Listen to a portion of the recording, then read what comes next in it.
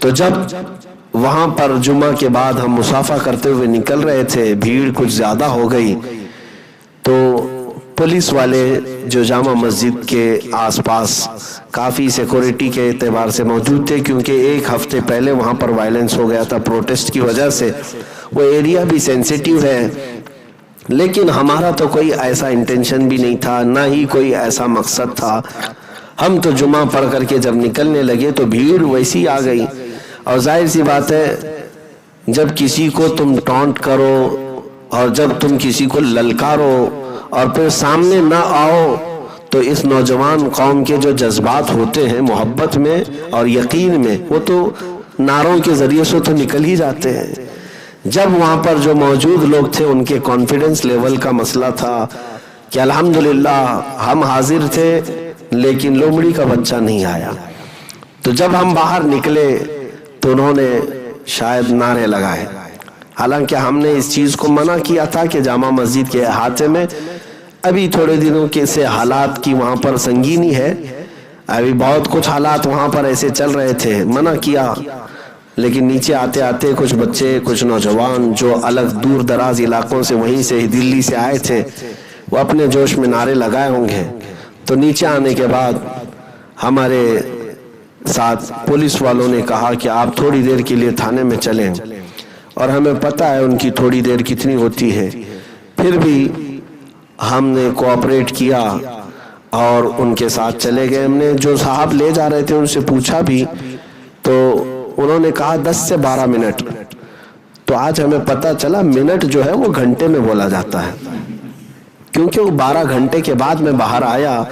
تو اب سمجھ میں آیا کہ جب وہ منٹ بولے تو گھنٹہ سمجھنا چاہیے، اور اگر کہے کہ 10-12 گھنٹے کے لیے تو پھر اب آپ آگے کی بات سمجھیں۔ تو ہم گئے، لیکن جانے کے بعد انہوں نے ہمارے ساتھ اچھا برتاؤ ہی کیا، عزت کے ساتھ ہی پیش آئے، اور جامع مسجد کے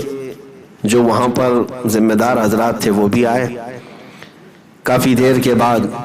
لیکن ہمیں یہ بات معلوم نہیں تھی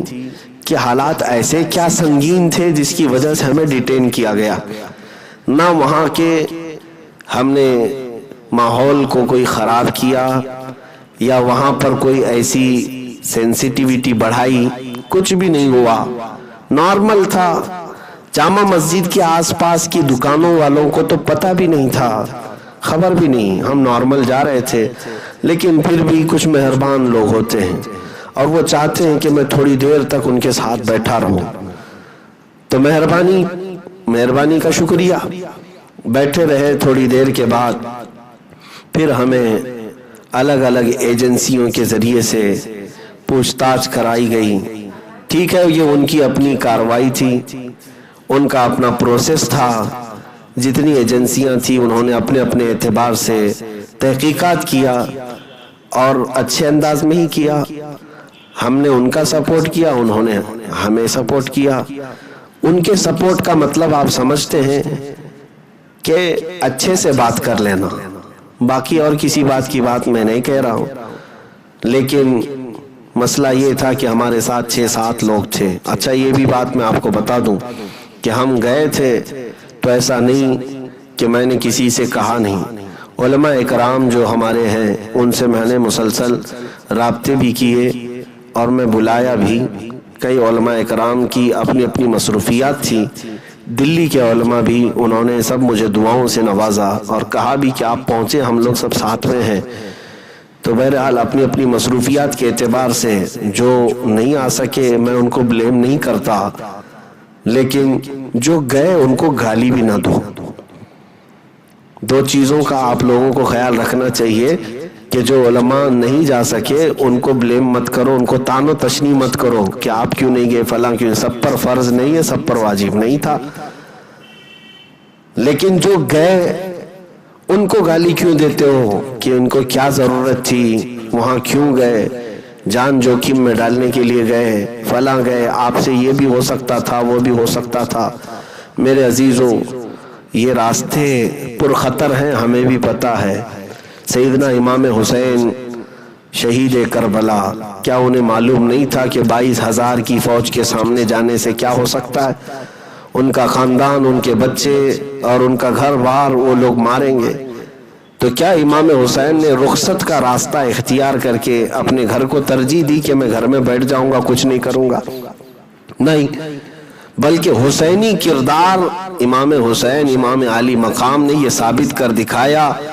کہ اگر حق کی بات آئے تو ڈٹے رہ جاؤ، اگر قتل بھی ہو جائے تو کچھ فرق نہیں پڑتا، اس لیے کہ اسلام زندہ ہوتا ہے ہر کربلا کے بعد۔ حق کے لیے تم ڈٹے رہو، یہ عزیمت کا راستہ ہے۔ تو میرے عزیزو، وہاں پر ہمارے ساتھ ہمارے بڑے عزیز ساتھی حضرت علامہ مولانا مفتی ظفر نوری ازہری صاحب گوالیار سے ساتھ میں تھے، بلکہ ساتھ جامع مسجد بھی گئے، ساتھ واپس بھی آئے۔ اور ایک بڑی بات یہ بھی ہے کہ بریلی شریف سے خانوادہ اعلیٰ حضرت سے شہزادہ منان رضا صاحب، حضرت سمنانی میاں صاحب قبلہ، عمران میاں صاحب، یہ بھی ہمارے ساتھ موجود تھے، ان کے سالے صاحب سید صبور علی صاحب بھی تھے۔ تو یہ مسلسل جامع مسجد میں ہمارا ہاتھ پکڑے رہے، ساتھ ہی میں رہے، نیچے بھی آئے جب جامع مسجد سے اتر کر کے آ رہے تھے۔ باقی تو ہمارے یہاں کے ساتھی تھے اور دلی والے بھی تھے۔ ایک بات میں آپ کو بتا دوں، دلی والے بڑے دلیر بھی ہوتے ہیں اور بڑے جذبے والے اور بڑی محبتوں والے بھی ہیں۔ آپ اگر یہ سوچتے ہوں کہ وہاں کون ہے، ہمارا کوئی رشتہ دار نہیں، انجان جگہ گئے ہوئے تھے، لیکن ایسا نہیں میرے عزیزوں۔ جب میں پولیس اسٹیشن کے اندر گیا تو اتنے نوجوان وہاں باہر تھے، حالانکہ کئی بار فون کے ذریعے سپیکر آن کر کے میں نے سب کو منع کیا کہ آپ منتشر ہو جاؤ،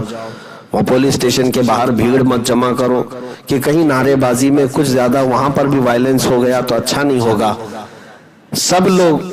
میرے اعلانات کے باوجود دوپہر 2 بجے سے لے کر رات 2 بجے تک اس روڈ سے کوئی ہٹا نہیں۔ وہ نوجوان تقریباً یوں سمجھ لیں کہ 300-400 کی تعداد میں وہاں ڈٹے رہے، وہ سب دلی والے لوگ تھے اور کچھ الگ الگ علاقوں سے بھی آئے ہوئے تھے جو جامع مسجد آئے ہوں گے، تو وہاں پر ہم سے ملاقات ہوئی یا اس پروگرام میں شریک رہے، اور وہ مسلسل دعا بھی کرتے رہے، اور ہر آدھے گھنٹے پر جو بھی پولیس والا باہر نکلے اس سے پہلے پوچھتے کیا چل رہا ہے، تو اندر کی وہ رپورٹ یہ دیتے کہ 10-15 منٹ میں چھوڑ دیں گے، 10-15 منٹ میں چھوڑ دیں گے۔ تو 10-15 منٹ باہر والوں کو تو پتہ نہیں ہے منٹ کسے کہتے ہیں۔ تو بہرحال ان کا بھی انتظار تھا بہت، اور اندر جب یہ وقت گزرتا عصر کو پہنچا تو الحمدللہ انہوں نے ہمیں نماز بھی وہاں پر پڑھنے کا موقع دیا، مغرب بھی پڑھنے کا موقع دیا، عشاء بھی پڑھنے کا موقع دیا۔ ساری نمازیں ہماری الحمدللہ اپنے اپنے وقت پر ہوتی رہیں، کوئی دقت نہیں۔ اب رات کے 12-1 بجے تک باہر کئی لوگوں کو بے چینی تھی، اضطراب تھا، جو محبت کرتے ہیں ان لوگوں کی بے چینی تھی، لیکن اللہ رب العزت کی ہر تدبیر غالب آتی ہے۔ مولا کریم کا احسان ہے، فضل ہے کہ رات کے 2 بجے آئی بی والوں نے اور دوسری خفیہ ایجنسیوں نے جو اپنی اپنی تحقیقات کرنی تھی کر کے انہوں نے رپورٹ دی، اور پھر جو تھانے انچارج تھے انہوں نے کہا کہ مفتی صاحب اب آپ جا سکتے ہیں۔ رات کے 2:30 بج رہے تھے، ہم باہر نکلے تو 2:30-3 بجے اندھیرا چھایا ہوا ہوتا ہے،